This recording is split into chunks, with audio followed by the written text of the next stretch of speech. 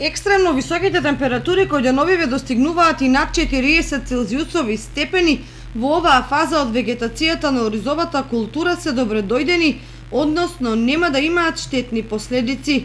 Земјоделците велат дека по релативно ниските ноќни температури кои ги карактеризира изминатите месец-два, кои ја забавија вегетацијата, затоплувањето ќе ја потикне, што ќе предизвика забрзано класање.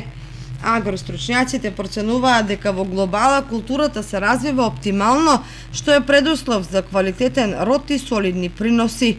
Во овој период земјоделците вршат прихранување на оризиштата, меѓутоа поради скапите ѓубрива се употребуваат значително намалени количини по единица површина.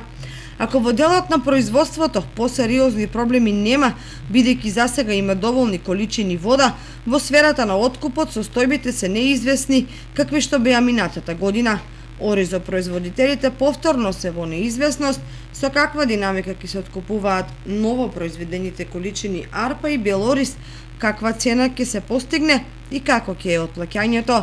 Тоа што охрабрува и дава надеж дека ќе се обезбеди пласман за целокупното домашно производство и интересот на фирми од просториите на поранешна СФРЈ кои имаат повеќе децениска доверба кога е во прашање кочанскиот ориз.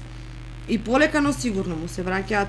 Неодамнешната посета на бизнисмени од Војводина е сигнал кој дава надеж дека квалитетот ќе биде препознаен и дека оризот од кочанската котлина ќе се пробие на тамошните пазари, што од повеќе аспекти и мощ не значаен. Исчекор.